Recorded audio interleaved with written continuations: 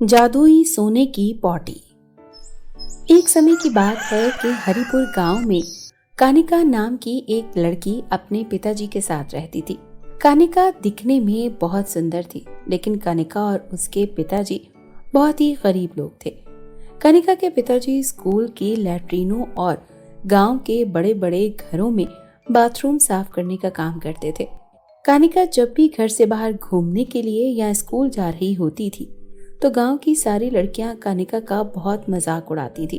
अरे देखो, पॉटी साफ करने वाले की बेटी कानिका आ रही है। देखो देखो, पॉटी साफ करने वाले की बेटी। जिसे देखकर कानिका बहुत परेशान होती थी और जब स्कूल जाती तो स्कूल की लड़कियां कानिका को ताने देती और उसका मजाक उड़ाती। एक दिन जब कानिका अपनी क्लास में जा रही होती है तो कुछ लड़कियां उसे रोक कर बोलती हैं, तानिया, तुम्हें पता है कानिका के पिता पॉटी साफ करने वाले मजदूर हैं। वो हमारे स्कूल के बाथरूम में हमारी पॉटी साफ करते हैं। इसके पिता पॉटी घर भी लेकर जाते होंगे और ये गरीब कहीं की उसे चॉकलेट समझकर खा लेती होगी। कानिका उनकी बातों को सुनकर रोते हुए अपने घर चली जाती है। वो अपने कमरे में बैठकर जोर जोर से रोती है और रात तक ऐसे ही रोती रहती है। रात को जैसे ही उसके पिताजी घर आते हैं, पिताजी कानिका को रोता हुआ देखकर कहते हैं, क्या हुआ मेरी सुंदर बेटी, तुम रो क्यों रही हो? क्या तुम्हें स्कूल में टीचर ने कुछ कहा है? पिताजी, आप ये लेट्रिन बाथरूम साफ करने का काम छोड़ दीजिए, आप कोई और काम कर लीजिए। जब भी मैं बाहर घूमने या स्कूल के लिए जाती हूँ तो सब मेरा मजाक उड़ाते हैं और बहुत गंदी गंदी बातें करते हैं। बेटा, अब मैं बहुत बूढ़ा हो चुका हूँ। जिंदगी भर मैंने यही काम किया है। मुझसे अब और कोई दूसरा काम नहीं हो पाएगा। कानिका अपने पिताजी की बातें सुनकर वहां से चली जाती है। फिर अगले दिन कानिका स्कूल जा रही होती है। रास्ते में उसे राहुल मिलता है। राहुल और कानिका एक ही गांव में रहते हैं। कानिका राहुल को बहुत पसंद करती है। हेलो राहुल, क्या तुम्हारी बहन की तबीयत अब ठीक है? तुमने मुझे बताया था ना कि वो बहुत बीमार है। और ये तुमने हाथ में किसकी शादी का कार्ड पकड़ा हुआ है?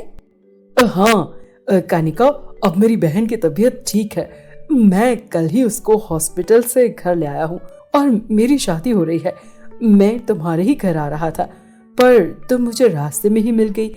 ये लो मेरी शादी का कार्ड। शादी का सुनकर कानिका और परेशान हो जाती है। वो झट से बोलती है, क्या तुम शादी कर रहे हो राहुल? हाँ, मैं तुम्हें बताना भूल गया था। मेरी शादी ढोलकपुर गांव में एक बहुत ही अमीर घर में हो रही है। तुम ऐसा नहीं कर सकते। मैं सोच रही थी कि तुम मुझसे शादी करोगे और हम लोग साथ में बाहर कहीं हनीमून पे जाएंगे। क्या तुम पागल तो नहीं हो गई हो? मैं तुम्हारे जैसे गरीब खानदान में शादी नहीं कर सकता यार। और तुम्हारे पिताजी पॉटी साफ करने वाले मजदूर हैं। वो मुझे दहेज में कुछ नहीं दे पाएंगे। जिस अमीर लड़की से मेरी शादी हो रही है ना, उसके पिताजी बहुत अमीर हैं। वो मुझे दहेज में बहुत सारे पैसे और fridge, cooler, AC, bat, TV सब कुछ दे रहे हैं। बताओ तुम्हारे गरीब पिताजी मुझे क्या दे सकते हैं? कानिका को राहुल की बातें सुनकर बहुत दुख होता है और वो स्कूल जाने के बजाय जंगल में जाकर नदी के किनारे बैठकर रोने लग जाती है। कानिका राहुल की बातें याद कर कर के रोती रहती है। तो कभी कानिका को अचानक जोर जोर से किसी कुत्ते के भौंकने की आवाज सुनाई देती है।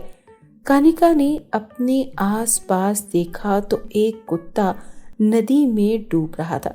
कानिका उस कुत्ते को बचाने के लिए जल्दी से भागकर नदी में छलांग लगा देती है और कुत्ते को बाहर निकालकर अपनी गोद में बिठा लेती है और उसको अपने दुख सुनाने लगती है। कुछ समय बाद कुत्ता कानिका की गोद में पॉटी करके भाग जाता है।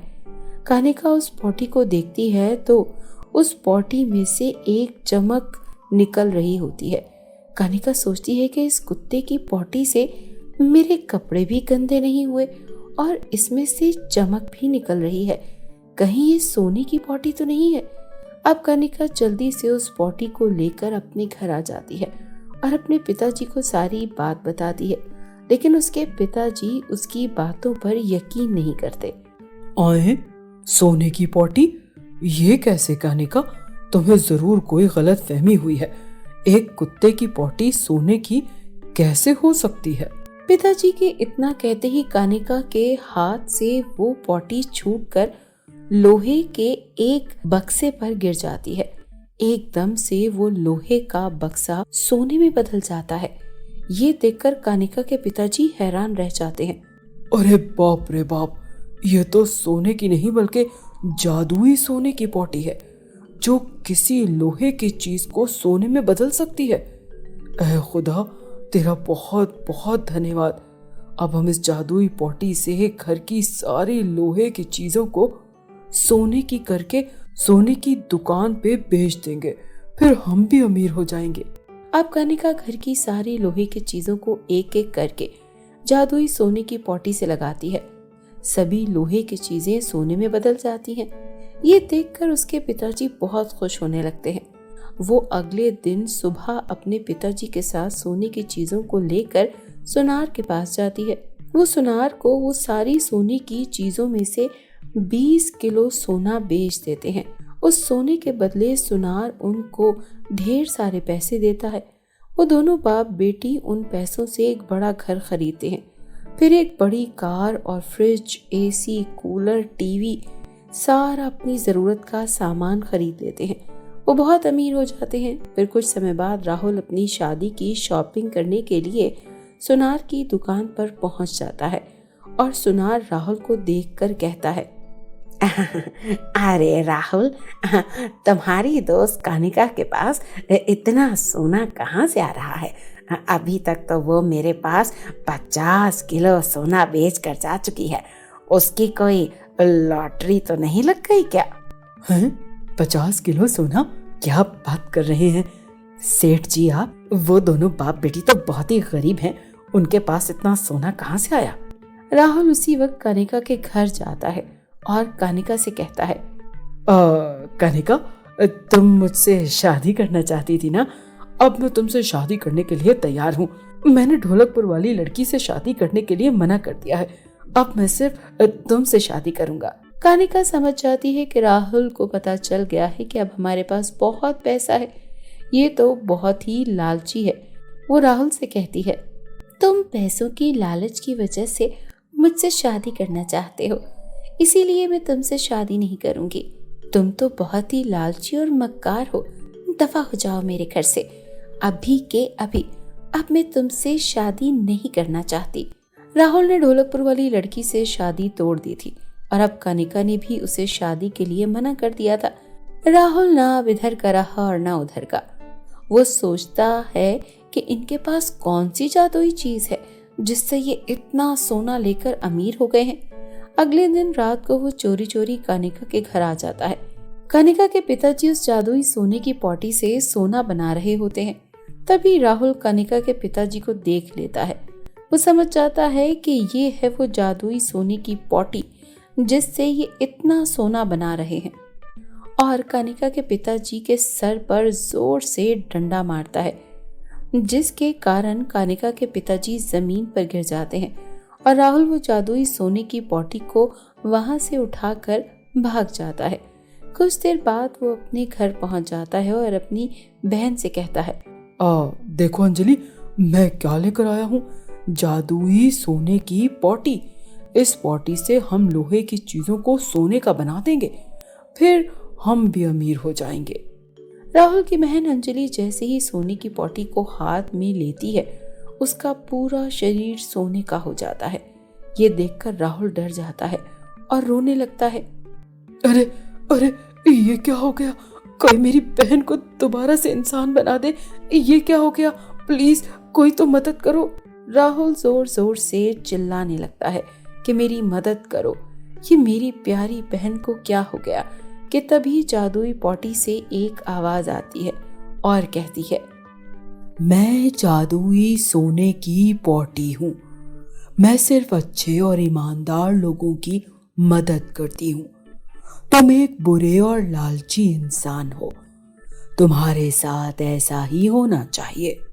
राहुल रो रो कर जादुई पॉटी से माफी मांगने लगता है और लालच ना करने की कसम खाता है। जादुई पॉटी उससे कहती है, तुम्हें अपनी गलती का एहसास हो गया है, ये इसीलिए मैं तुम्हें माफ कर देती हूँ और तुम्हारी बहन को ठीक कर देती हूँ। लेकिन तुम्हें मुझे वहीं पर रखना होगा जहां से तुम मुझे चुरा कर लाए थे, और तुम्हें कानिका और उसके पिताजी से माफी मांगनी होगी। राहुल जादुई सोने की पॉटी को कानिका को वापस कर देता है और कानिका से माफी मांग लेता है। देखा आपने दोस्तों, जादुई सोने की पॉटी की कहानी। इस कहानी से हमें ये सीख मिलती है कि अच्छे और नेक लोगों के साथ हमेशा अच्छा ही होता है और बुरे और लालची लोगों को उनकी लालच की सजा जरूर मिलती है। तो मेरे प्यारे दोस्तों, कैसी लगी आपको मेरी ये कहानी? मुझे कमेंट करके जरूर बताएं। और अगर आपको ये कहानी अच्छी लगी तो अभी लाइक करें और अपने दोस्तों के साथ शेयर भी करें। और हाँ प्यारे दोस्तों, अगर आपने अभी तक मेरे चैनल को सब्सक्राइब नहीं किया तो जल्दी से नीचे सब्सक्राइब वाले बटन को दबाकर अभी सब्सक्राइब कर लें और साथ ही बेल आइकन को दबाना ना भूलें। तो मिलते हैं आपसे फिर किसी न्यू कहानी के साथ। तब तक अपना ध्यान रखिए। बाय बाय दोस्तों।